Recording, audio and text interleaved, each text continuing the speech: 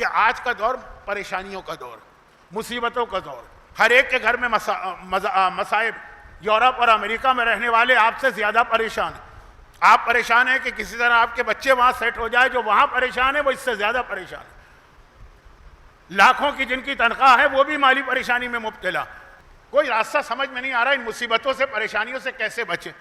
یہاں دعا ہی مومن کا سب سے بڑا سہارا، تو وہ دعا کی تلاش میں نکلتا.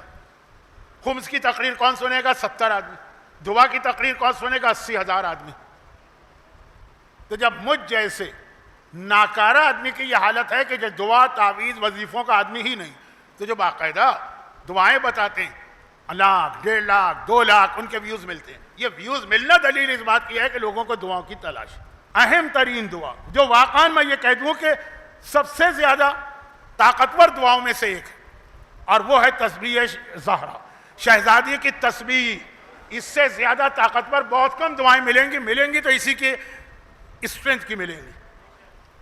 دوا میں ہوتا ہے نا کہ اس دوا کی اتنی طاقت ہے، اس دوا کی اتنی طاقت ہے، یہ ہو تو یہ جو ہے نا سب سے طاقتور دعاؤں میں سے ایک ہے.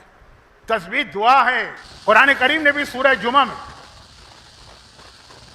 کیا بتایا کہ جب نماز پڑھ لو فَاسْعَوْا إِلَىٰ ذِكْرِ اللَّهِ، اللہ کے ذکر کی جانب دوڑو اور پھر اللہ تمہیں کثیر چیز عطا کرے گا. معصوم سے پوچھا گیا مولا یہ کون سا ذکر خدا بتا رہا؟ بتایا جا رہا ہے کہ یہ ہماری دادی کی تسبیح.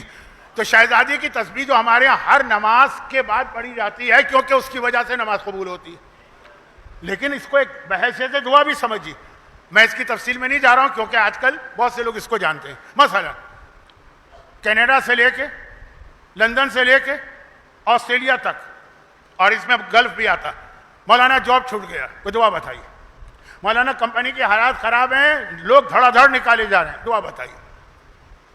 یہ ایک دعا ہے. میں نے کہا جب آپ اپنے جاب پر جائیں یا جاب انٹرویو کے لیے جائیں، دروازے پر رک کر تسبیح پڑھیں اور پھر جائیے. وہ نماز والی تسبیح نہیں. دیکھیے ہر چیز کا دار و مدار آپ کی نیت پر ہے. ایک 2 رکعت نماز آپ پڑھ لیں، کون سی نماز بنے گی؟ کوئی نہیں بنے گی جب تک کہ آپ کی نیت نہ. اگر آپ نے نیت کی کہ میں فجر کی پڑھتا ہوں، یہ فجر کی بنے گی.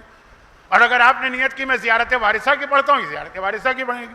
اور اگر آپ نے نیت کی کہ مثلا میں یہ سنت پڑھتا ہوں 2 رکعت نافلہ، طریقہ وہی ہے، نیت تو طریقہ وہی ہے تسبیح، مگر نیت ہے کہ میں اس وقت یہ رزق میں برکت کے لیے پڑھ رہا ہوں. آپ دیکھیے آپ کے فوائد. اچھا اب یہ تسبیح زہرا جس کے لیے معصوم کی حدیث ہے کہ جب میرا مولا جنگ صفین میں آخری خطرناک ترین رات میں تھے، تب بھی انہوں نے کہا کہ گھوڑے پر بیٹھے بیٹھے نماز پڑھی تو تسبیح میں نے وہاں بھی نہیں چھوڑی تھی.